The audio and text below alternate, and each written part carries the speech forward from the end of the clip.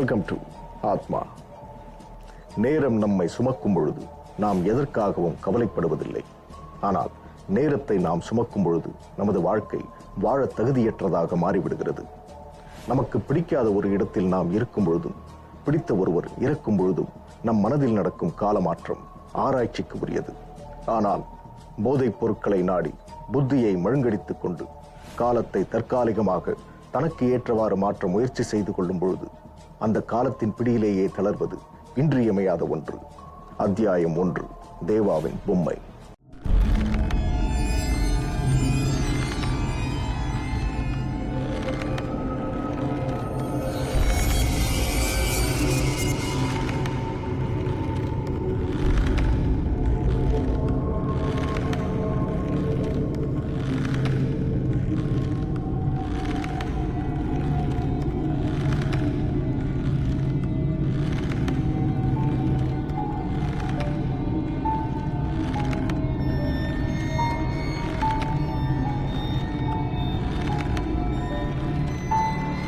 Kumar,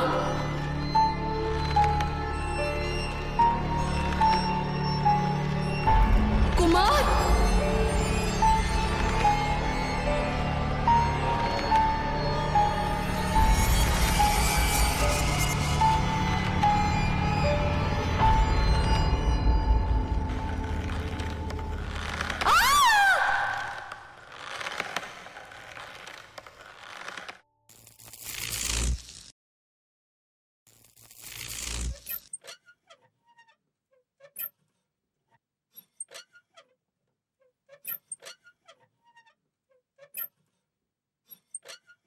doctor எங்கம்மா?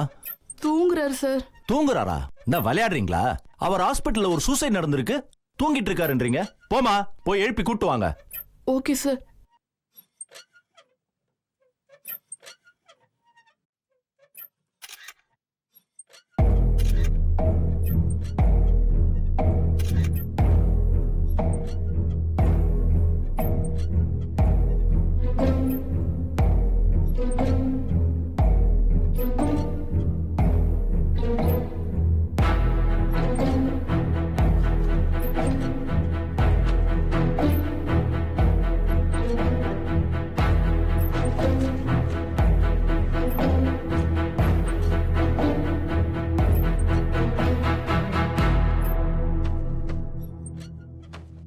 நீங்க ஹாஸ்பிட்டலுக்கு வந்த முதல் நாளே சூசைட் நடந்திருக்கு. ஏன்? இது கொலையா கூட இருக்கலாமே. சைக்காட்ரிஸ்ட் டாக்டர்ல நீங்க? எல்லாம் விசாரிச்சாச்சு. இவன் பொண்டாட்டி 4 மாசத்துக்கு முன்னாடி தான் எவனும் இழுத்துட்டு ஓடி இருக்கா. யாரோ சொந்தக்கார பையனா, சின்ன வயசுல இருந்து லவ் பண்ணிருப்பாங்க போல. அவன் இங்க சென்னைக்கு வேலைக்கு வந்ததுக்கு அப்புறம் தான் ஒன்னா பேசி பழக ஆரம்பிச்சிருக்காங்க. அவன் பசங்களும் அவன் கூட தான் இருக்காங்களாம். நல்லா பாத்துக்கிறானா. அது நடந்ததுக்கு அப்புறம் இவன் தனியா தான் இருந்திருக்கான். முதலே ஓவர் குடி. இந்த பிரச்சனை ஆனதுக்கு அப்புறம் மொத்தமா தனி வண்டியா மாறி இருப்பான். அதனாலதான் இவன் இப்ப சூசைட் பண்ணி.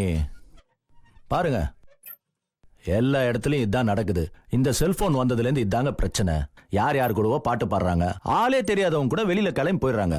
அப்புறம் இந்த குடும்பம் எல்லாம் கண்ணுக்கு தெரியாதுல்ல. சார், என்னம்மா? நான் வேணா ஒரு விஷயம் சொல்லட்டுங்களா? சொல்லுமா. இல்ல, எனக்கு என்னமோ இந்த ரூம்ல இருக்க ஆத்மா தான் இதெல்லாம் பண்ணுதுன்னு தோணுது சார். அவன் தற்கொலை பண்ணிக்கிற ஆள் கிடையாது. நான் அதான் சார் ரூமை திறக்க வேண்டாம் டாக்டர்கிட்ட சொன்னேன். யார் ஆத்மாமா? ஒரு பையனோட ஆத்மா சார். அவன் லவ் ஃபெயிலியர்ல தற்கொலை பண்ணிக்கிட்டான். இங்க வளர்ந்த பையன் தான். நம்ம ஹாஸ்பிட்டலுக்கு ஒரு ஃபாதர் வருவாரு, அவர் தான் இந்த பையனை படிக்க வச்சாரு. ரொம்ப நல்ல பையன் சார். தேவையில்லாம காதலுக்கு இதில் மாட்டிக்கிட்டு பாவம் சார். அப்ப சார் சொன்ன மாதிரி கொலைதான் போல இருக்கு. ஆனா அந்த ஆத்மாவனை எங்கன்னு போய் தேடுறது? கேஸ் கூட ஃபைல் பண்ண முடியாதே. எஃப்ஐஆர் காப்பில கல்பிரிட் பேர் என்னன்னு போடுறதுன்னு தான் தெரியல. நீங்க போய் பேஷண்ட்டை பாருங்க. தேவை நான் கூப்பிடுறேன், போங்க. Okay doctor. உடம்புல ஏகப்பட்ட காயம் இருக்கு, முக்கியமா முதுகுல. இவன் மேல யாரோ ஹெவியா பிரஷர் போட்டு கழுத்து நெரிச்சு கொண்டிருக்காங்க. சாவும் போது ரொம்ப ஸ்ட்ரகிள் பண்ணியிருக்கான். நகைலாம் பாத்தீங்களா எவ்வளவு தேஞ்சிருக்குன்னு? அதுக்கான ஸ்கிராட்ச் மார்க்ஸ் இந்த ரூம் ஃபுல்லா இருக்கு. சாதாரண நேக்கடையிலே இவ்வளவு தெரியுது. நீங்க அசால்ட்டா அதை எப்படி சூசைட்னு சொல்றீங்க? அப்ப கொலை செஞ்சது யாரு அதையும் நீங்களே சொல்லிடுங்க. இவ்வளவு தெரிஞ்ச உங்களுக்கு கண்டிப்பா கொலை செஞ்சது யாருன்னு கன்ஃபார்மா தெரிஞ்சிருக்கும். ஏன் நீங்களே கூட இந்த கொலையை செஞ்சிருக்கலாம். சும்மா ஒரு பேச்சுக்கு சொல்றேன் சார். இந்த மாதிரி ஆளுக்கு சொல்ற கதையை கேட்டுட்டு இருந்தா அதுக்கப்புறம் என் வேலையை நான் ஒழுங்கா பார்க்க முடியாது. சரி பாருங்க. பார்த்தாச்சு சார், இது ஒரு சூசைட் கேஸ். குடும்ப பிரச்சனைனால தற்கொலை பண்ணிக்கிட்டான். ஈவினிங் ஸ்டேஷன் வாங்க, எஃப்ஐஆர் காப்பி தரேன், பொறுமையா படிச்சு பாருங்க. அதுல ஏதாவது டவுட் இருந்ததுன்னா என்ன கேளுங்க. எதுவா இருந்தாலும் ஸ்டேஷன் வாங்க, அங்க வச்சு பேசிக்கலாம். அப்ப நான் கிளம்புறேன்.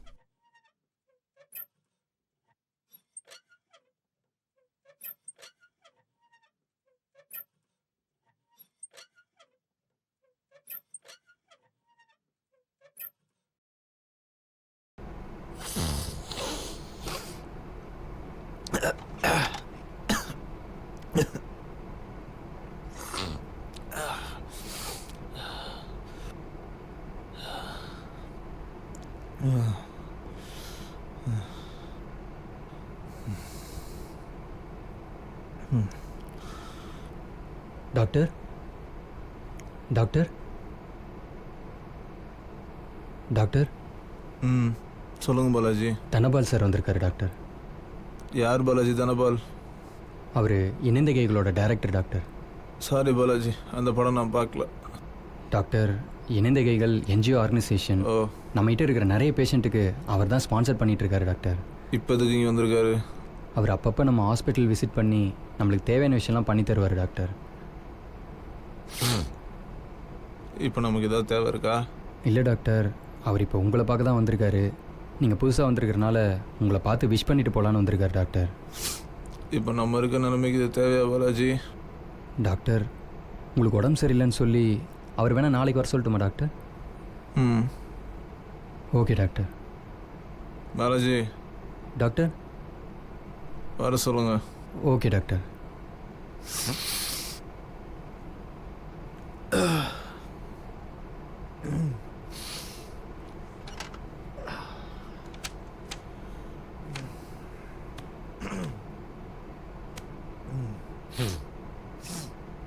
Dhanapal doctor, hi.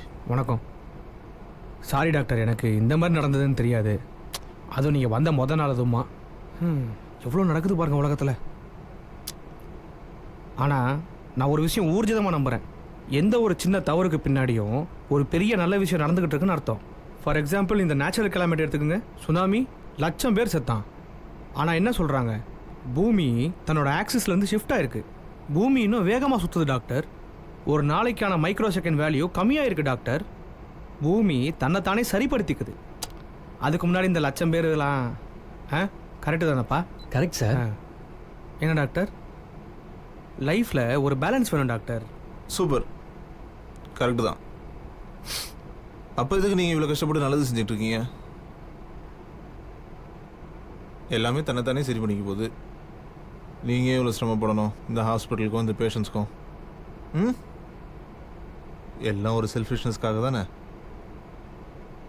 நம்மளை பார்க்குறவங்களாம் நம்ம என்னவோ ஆஹா ஓஹோ ஏதோ பயங்கரமாக பண்ணுற மாதிரி பாராட்டி புகழ்வாங்க. நமக்கும் 4 பேருக்கு நல்லது பண்ணணும்னு ஒரு மன நிம்மதி கிடைக்கும். சுயநலம், சுயநலம், அவ்வளோதானே. நான் ஒன்றும் தப்பாக சொல்லலையே. ஐயோ டாக்டர், கரெக்டாக சொன்னீங்க. பிடிச்சிட்டார்ல சாரு. செல்ஃபிஷ் தான் சார், நானும் செல்ஃபிஷ் தான். என் செல்ஃபிஷ் பின்னாடி என் குடும்பம் இருக்குது சார். எல்லோரும் இருந்தாங்க, இப்போ யாருமே இல்லை சார். அப்புறம் என்ன பண்ணேன், இந்த மாதிரி என்னால் என்ன செய்ய முடியுமோ அதெல்லாம் செஞ்சுக்கிட்டு அதில் வர சந்தோஷத்தில் அப்படியே ஓட்டிக்கிட்டு இருக்கேன் டாக்டர். சாருக்கும் அப்படி தான் கேள்விப்பட்டேன். ஒய்ஃபு செகண்ட் ப்ரெக்னன்சி அப்போது குழந்தை வேற இல்லை சார். ரொம்ப கஷ்டமாக இருந்துச்சு சார் கேட்குறதுக்கு. ஆனால் அதெல்லாம் தாண்டி உங்கள் பொண்ணுக்காக வாழ்கிறீங்கல்ல சார். சார், இந்த உலகத்தில் நம்மளுக்காக வாழ்கிறதுக்கு யாரோ இருக்காங்கன்றதான் சார் அந்த டிவைன் ஃபோர்ஸே. அதுலன்னா நம்ம வாழ்க்கை சுடுகாடாயிரும் சார். நம்ம அதுக்கப்புறம் வெறும் போனோம். என்ன சொல்கிறீங்க சார்? என்னப்பா sir? Sir sir sir sorry, நீங்கள் ரொம்ப டிஸ்டர்ப்டாக இருக்கீங்கன்னு நினைக்கிறேன். நான் வேற உங்களை வந்து டிஸ்டர்ப் பண்ணிட்டேன். நம்ம பேசணும் சார், நம்ம கண்டிப்பாக பேசணும். நீங்கள் டேக் கேர் சார். சாரை பார்த்துக்குங்க. சரிங்க சார்.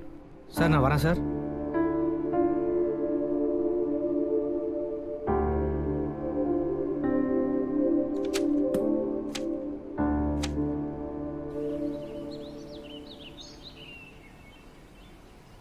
வணக்கம் சார். என்னையா குமார் அவனாதான் சித்தானா? ஆமாம் சார். போன வாரம் துணி எடுக்க டி நகர் போயிருக்காரு. அங்கே ஒரு பொண்டாட்டி பிள்ளைங்களாம் பார்த்துருக்காரு போல். அதான் ஒரு மாதிரி பிரச்சனை ஆயிடுச்சு சார். என்ன பிரச்சனை? அவன் பொண்டாட்டி இருக்கும்போதே அவன் சைதாப்பேட்டில் வேற வச்சு ஓட்டிக்கிட்டு இருந்தான். அதுக்கப்புறம் தான் அவன் பொண்டாட்டி வேற ஒருத்தனை கூட்டு ஓடினான். என்ன இப்போ பிரச்சனைன்னு? பசங்களும் போயிடுச்சு சார். பசங்க தான் சார் உசரியாக இருந்த ஆளுக்கு. சும்மா கூப்பிட்டு இருந்திருக்கார் போல். அதுக்கு பசங்க ஏதோ அசிங்கமாக திட்டிருக்குங்க. அதை மனசில் போட்டு குழப்பிட்டே இருந்திருக்கான் சார். சரி, நம்ம போயிட்டான். இப்போ என்ன பண்ண முடியும்? பொருள் வந்துடும்ல சார். பொருளியா? இன்னைக்கே வா சார். என்னையா? இல்லை சார், புது டாக்டர் வந்திருக்காரு. அவர் வந்ததுலேருந்து ஹாஸ்பிட்டலே ஒரு மாதிரி போயிட்டுருக்கு சார். யோ, டாக்டர்லாம் உன்னை கவனிக்கவே மாட்டாயா? ஒரு பெரிய விஷயமே இல்லையா உனக்கு? டாக்டர்லாம் ஒரு மேட்ரே இல்லை சார். இந்த பாலாஜி தான் ரொம்ப குறைச்சல் கொடுக்குறான். யார், இந்த சீஃப் நர்ஸா? அடா ஆமாம் சார், அவன் தான். பிடிச்சி 4 தட்டி விடியா, அப்புறம் பக்கமே பார்க்க மாட்டான். சும்மா தட்டி விடு. சரி சார், இன்னைக்கு விட்டுருங்க. அவனை பதம் பார்த்துட்டு நாளைக்கு பொருள் எடுத்து கொடுத்துறேன். பாத்தியா? பார்த்து முடிச்சு விடு. கண்டிப்பாக சார். சரி, ஏதாவது வேணுமா? இப்போ வேணா சார், தேவைப்பட்டா கேட்குறேன். சரி, ஓகே. பார்த்து முடிச்சு விடணும். சரியா? சரிங்க சார். பொருள் வேணும் எனக்கு. Okay sir. பொருள் பத்திரம். ஓ,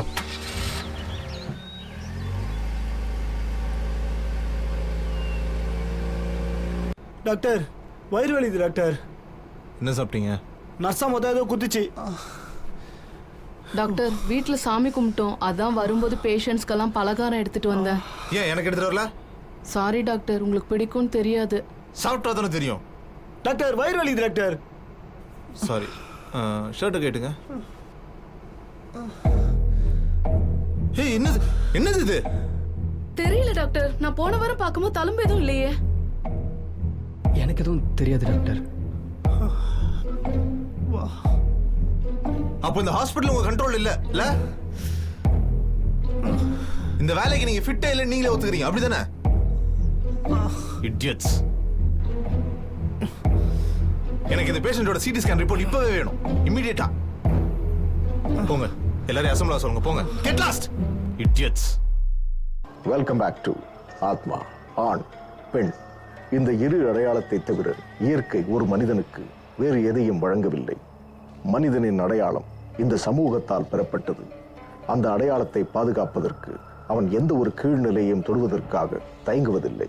தனது அடையாளம் பறிபோகாமல் இருக்க மற்றவர்களின் உயிரையும் சுதந்திரத்தையும் பறிக்க மனிதன் முயற்சி செய்கிறான். இல்லாத ஒரு பிம்பத்திற்காக அவன் செய்யும் செயல்கள் எல்லாம் வேடிக்கையான ஒன்று. அத்தியாயம் 2, திவ்யாவின் பொம்மை.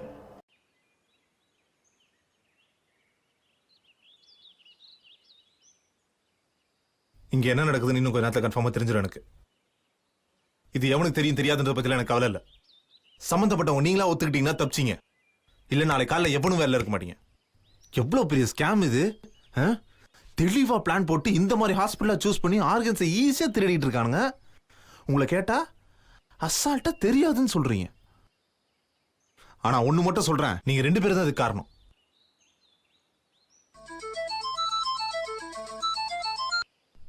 ஹலோ. Hello doctor sir. யாரு? நம்மளுக்கெல்லாம் அடையாளம் இல்லை சார், உங்களுக்கு தான் அடையாளம் இருக்கு. தேவாங்கிற அடையாளம், தேவாக்கு அப்புறம் வர ஜாதி பேர் ஒரு அடையாளம், டாக்டருங்கிற அடையாளம், முக்கியமாக வச்சுருக்கீங்க பாருங்க அப்பான்னு ஒரு அடையாளம். சார், நம்மளுக்கு உலகத்தில் யாராவது ஒருத்தர் வேணும் சார். யாருமே இல்லை, நம்ம பணமாயிரும். உங்களுக்கு வேற ஒரே ஒரு பொண்ணு தான் சார் இருக்கு. ஒழுங்கா டாக்டர் வேலையை மட்டும் பார்த்துட்டு அந்த பிரச்சனைலாம் இல்லை சார். டாக்டர் சார், வாழ்க்கையில் சில நேரத்தில் நம்ம ரொம்ப தெளிவாக இருக்கிறதே பெரிய பெரிய பிரச்சனைலாம் கொண்டு வரும். டாக்டருக்கு படிச்சிங்களா, டிடெக்டிவ் படிச்சிங்களா? சரி, பணத்தை பார்த்துட்டு இருக்கீங்களே, உங்கள் பொண்ணை பார்த்தீங்களா? போங்க, போய் பாருங்க.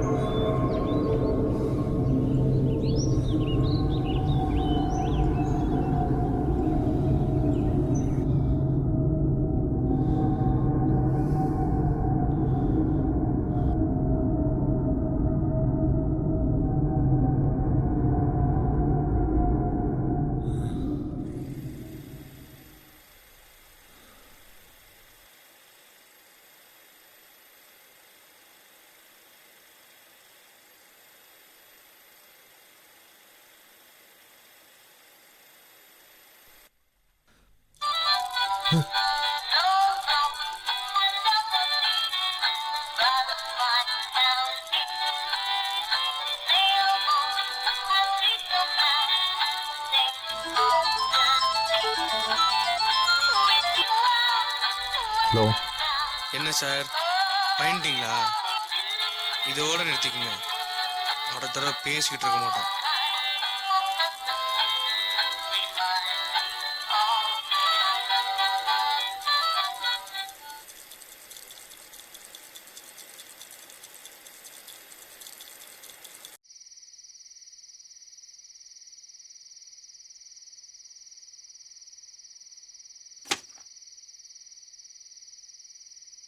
மணி, இங்கே என்ன பண்ணுறீங்க? ஆமாம், அந்த சிடி ஸ்கேன் ரிப்போர்ட்லாம் கொஞ்சம் கொடுங்க. அது எதுக்கு உங்களுக்கு கொடுக்கணும்? அடிங்க, என்னடா என்ன சொல்ல சொல்ல கேட்க மாட்டியா? ஏய்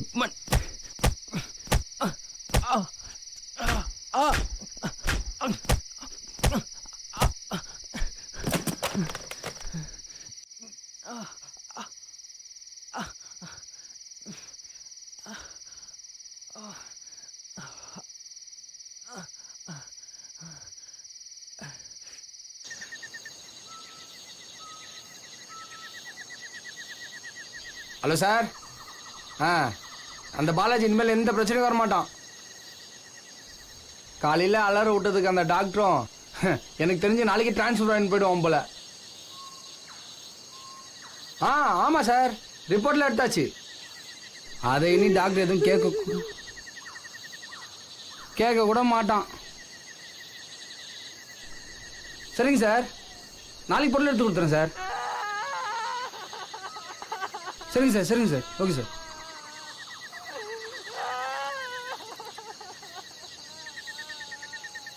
வெல்கம் பேக் டு ஆத்மா. வாழ்க்கையின் தேவைகள் ஒவ்வொருவருக்கும் மாறுபடும். அவரவர் அனுபவத்திலிருந்து பிறக்கும் எண்ணம் நம் பாதையை தீர்மானிக்கிறது. ஆனால் பாதி வழியிலேயே எதற்காக பயணிக்கிறோம் என்பதை மறந்துவிட்டு ஏதோ ஒரு கட்டாயத்திற்காக நாம் பயணித்துக் கொண்டிருக்கும் பொழுது நாம் வந்தடைய வேண்டிய இடத்திற்கு முன்பே மரணம் நம்மை வந்தடையும். இது இயற்கையான ஒன்று. அத்தியாயம் 3, சைக்கோ அறை.